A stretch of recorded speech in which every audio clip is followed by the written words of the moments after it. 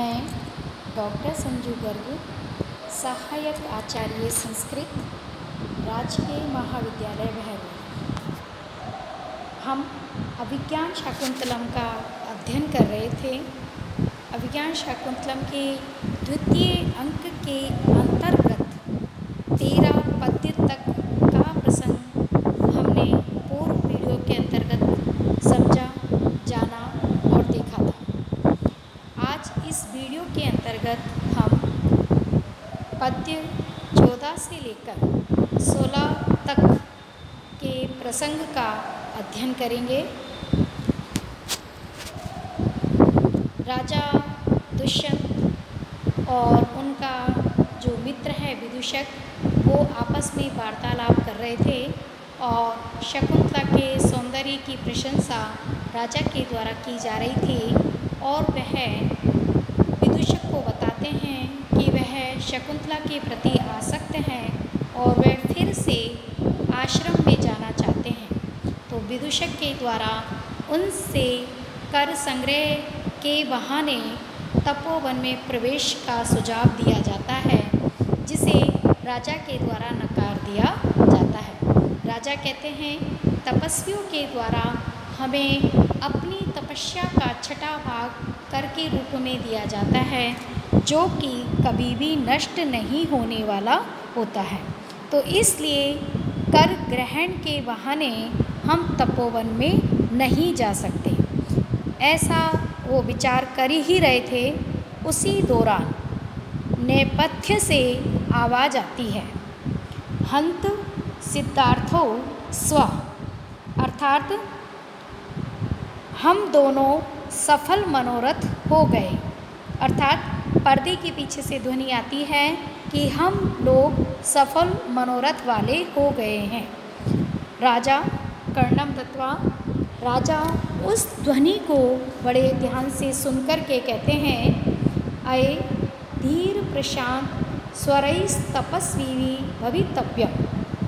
यह स्वर तो धीर प्रशांत प्रकृति वाले तपस्वियों का होना चाहिए। अर्थात ये जो ध्वनि है तपस्वियों की प्रतीत हो रही है। प्रवेश करके रंगमंच पर प्रवेश करके द्वैवारिकः द्वारपाल आकर राजा को सूचना देते हैं, जयतु जयतु भर्ता, महाराज आपकी जय हो। एतौ द्वौ ऋषिकुमारौ प्रतिहार भूमिम उपस्थितौ। ये दो ऋषि कुमार द्वार पर उपस्थित हैं, आपसे मिलना चाहते हैं।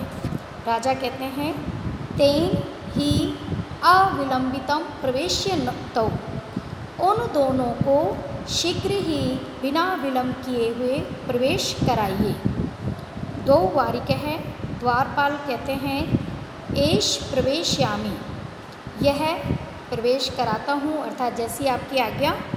इति निष्क्रम, ऐसा कहकर द्वारपाल वहाँ से जाता है और निकलकर पुनः फिर ऋषि कुमाराभ्याम, ऋषि कुमारों के साथ प्रवेश करता है। इतः इतः भवन्तौ, आप दोनों इधर आइए, इधर आइए। उभौ राजानम विलोक्यते, दोनों राजा को देखते हैं। प्रथम जो ऋषि कुमार है वो कहता है, अहो दीप्ति मतो अपि विश्वसनीयता अस्य वपुषः। इस तेजस्वी राजा का शरीर विश्वसनीय है, अर्थात इस राजा को देखकर हृदय में विश्वास उत्पन्न हो रहा है। अथवा उपपन्नम एतद अस्मिन् ऋषिभ्यो न अति भिन्ने राजनिः, अथवा ऋषियों के समान इस राजा के विषय में यह कथन सर्वथा उचित प्रतीत होता है। कुतः, क्योंकि प्रथम जो ऋषि कुमार है राजा को देखकर कहता है कि राजा का शरीर दीप्तिमान है और वह उनको देखकर स्वतः ही विश्वास उत्पन्न होता है और इनके विषय में यह कहना सर्वथा उचित है। यानी राजा को ऋषि के समान यहाँ बताया गया है। अद्याक्रांता वसतिर् अमुना अपि आश्रमे सर्वभोगे रक्षा योगात् अयमपि तपः प्रत्यहं संचिनोति अस्यापि धाम स्पृश्यति वशिनश्चारण द्वन्द्वगीतः पुण्यः शब्दो मुनिर इति मुहुः केवलम राजपूर्वः। इस पद्य के अंतर्गत प्रथम जो ऋषि कुमार है वह राजा की प्रशंसा करते हुए कहते हैं कि यह जो राजा है उनके का व्यवहार, उनका चरित्र, उनके आचरण से उन्हें राजर्षि कहा जाए तो कोई अतिशयोक्ति नहीं होगी।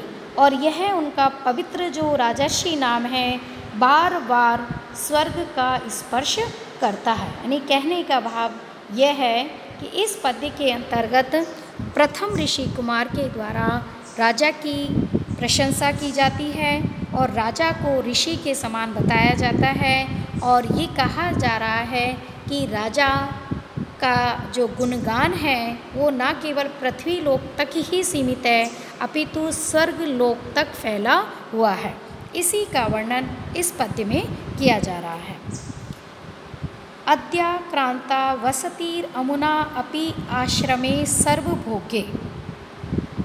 अमुना अपि इस राजा दुष्यंत ने भी सर्वभोगे सभी आश्रम द्वारा उपभोग के योग्य आश्रमे गृहस्थ आश्रम में वसति निवास स्थान बनाया है।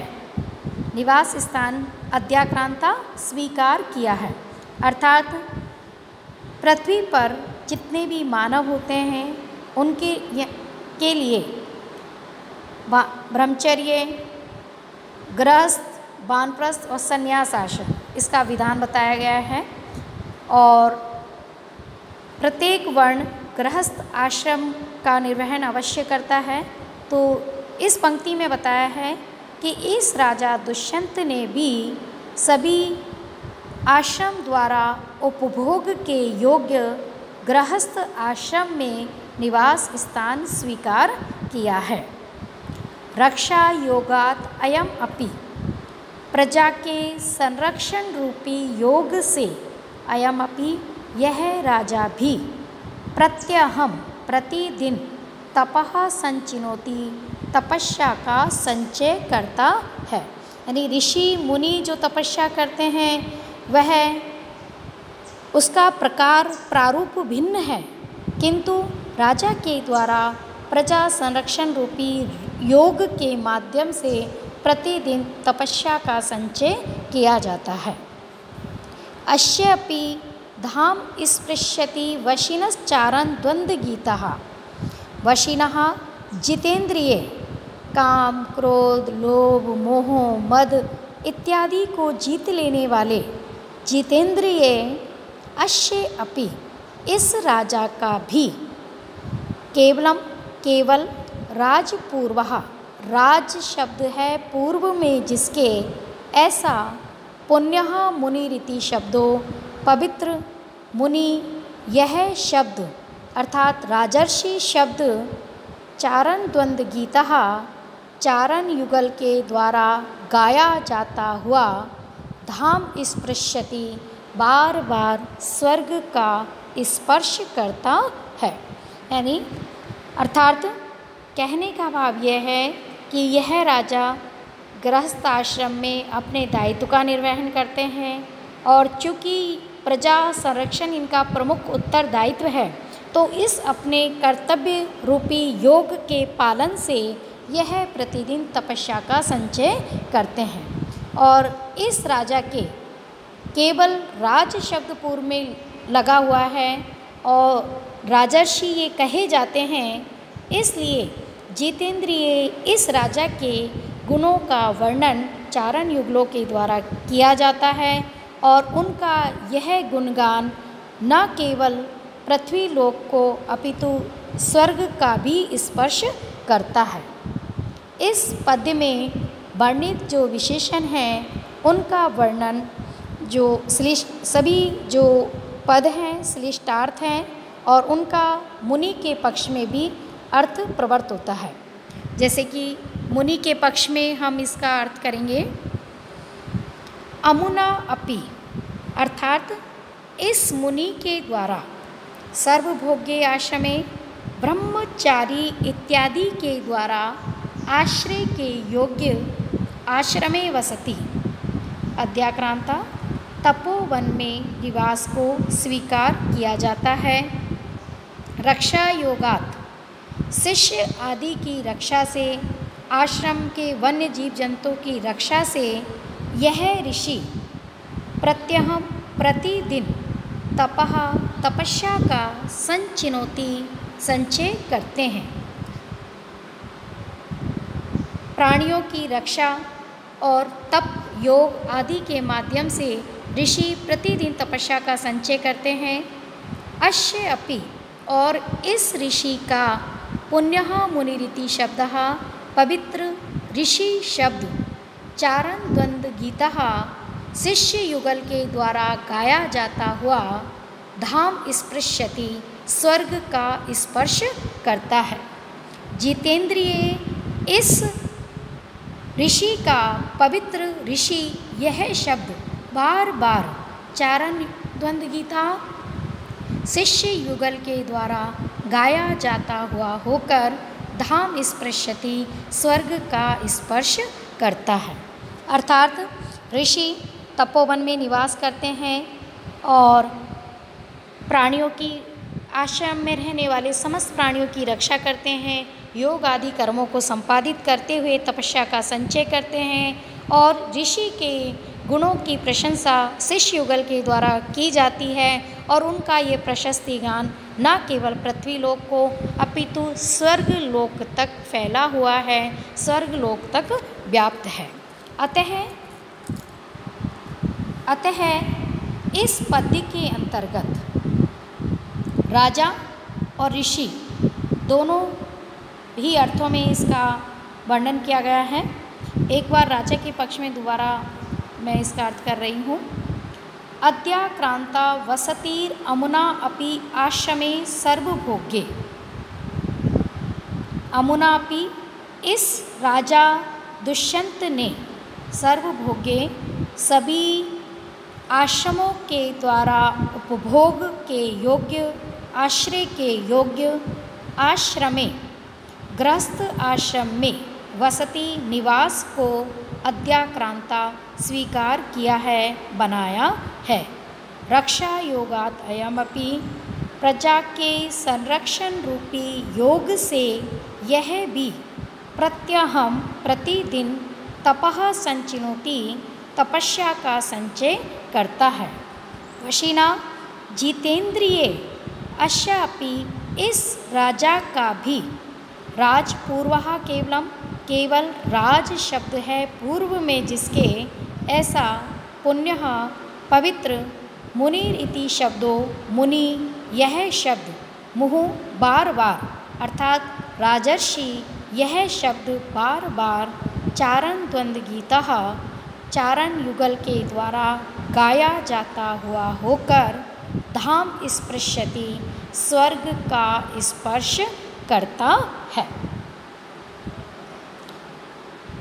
अर्थात प्रथम ऋषि कुमार के द्वारा राजा की प्रशंसा करते हुए राजा को राजर्षि बतलाया गया है और ऋषि के समान ही महत्व प्रदान किया गया है और बताया है कि राजा और ऋषि में कोई अंतर नहीं होता है, केवल राजर्षि में राज शब्द पूर्व में निहित होता है, बाकी कार्य व्यवहार राजा का ऋषि के समान ही होता है। द्वितीय जो ऋषि कुमार है वो कहते हैं, गौतम अयम स बलवित सखो दुष्यंतः, यह इंद्र के मित्र दुष्यंत हैं।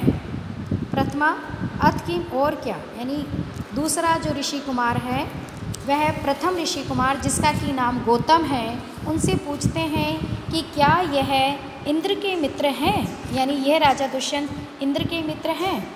तो प्रथम जो ऋषि कुमार है गौतम वो कहते हैं अथ किम, और क्या। द्वितीय तो दूसरे ऋषि कुमार उनकी प्रशस्ति में वर्णन करते हुए कहते हैं, न एतत् चित्रम यद अयम उददीशां सीमां धरित्रीम एकः कृत्स्नां नगर परिग प्रांशो बाहुर्भुनक्ति आशंसन्ते सुरयुक्तयो बद्धवीरा हि दैत्यैः अस्यादिज्ये धनुषि विजयं पौरुहूते च वज्रे। यहाँ द्वितीय ऋषि कुमार राजा की प्रशंसा करते हुए कहते हैं कि जो देवांगनाएं हैं वह या तो राजा दुष्यंत के पराक्रम पर या फिर इंद्र के वज्र पर ही विश्वास करती हैं, विजय की कामना करती है। इसी का वर्णन करते हुए द्वितीय ऋषि कुमार प्रथम ऋषि कुमार से कहते हैं, नगर परिग प्रांशो बाहु, अर्थात जिसकी भुजाएं कैसी है, नगर के मुख्य द्वार की अर्गला के समान विशाल भुजाओं वाला। नगर परिग प्रांशो बाहु, नगर के मुख्य द्वार की अर्गला के समान प्रांशु उन्नत व विशाल भुजाओं वाले। अयम यह राजा दुष्यंत एकः अकेले ही, यत जो उददीशां सीमा, अर्थात समुद्र से नीले या श्यामल सीमा प्रांत वाली धरित्रीम संपूर्ण पृथ्वी का भुनक्ति उपभोग करते हैं।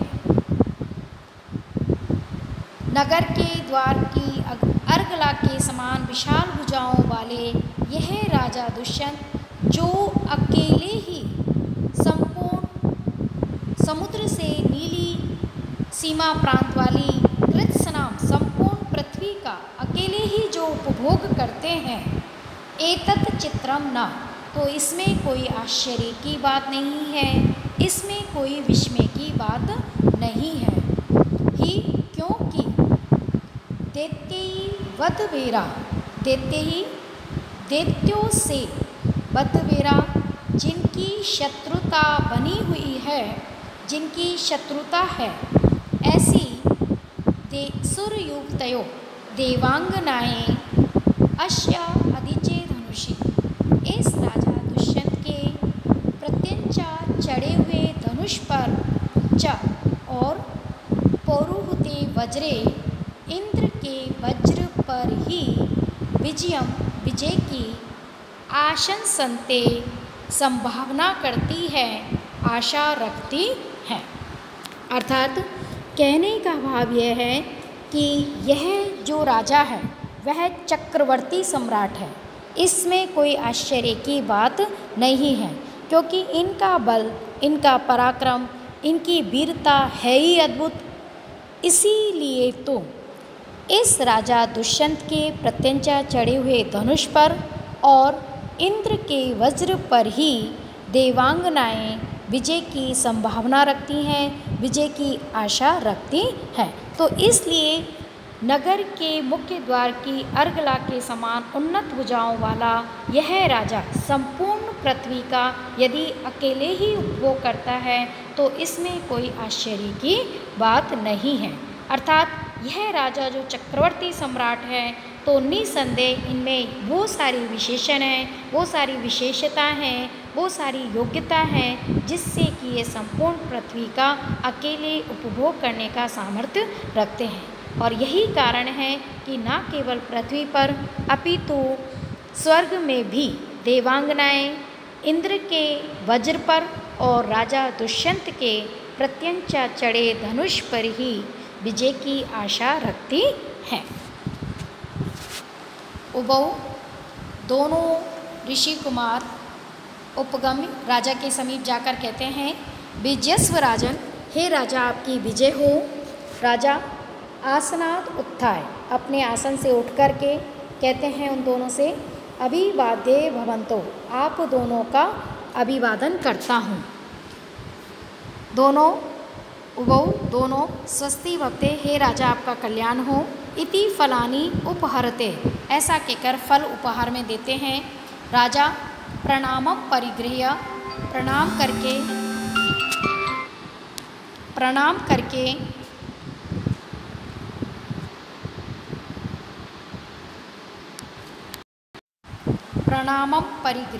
प्रणाम करके और ग्रहण करके कहते हैं आज्ञाप्यतुम इच्छामि, आपकी आज्ञा चाहता हूँ। उभौ दोनों विदितो भवान आश्रम सदम यह अस्ते है, हम आश्रम वासियों को ज्ञात है कि आप यहाँ पर रुके हुए हैं। तेन भवंतम प्रार्थयन्ते, अतः वे आपसे प्रार्थना करते हैं।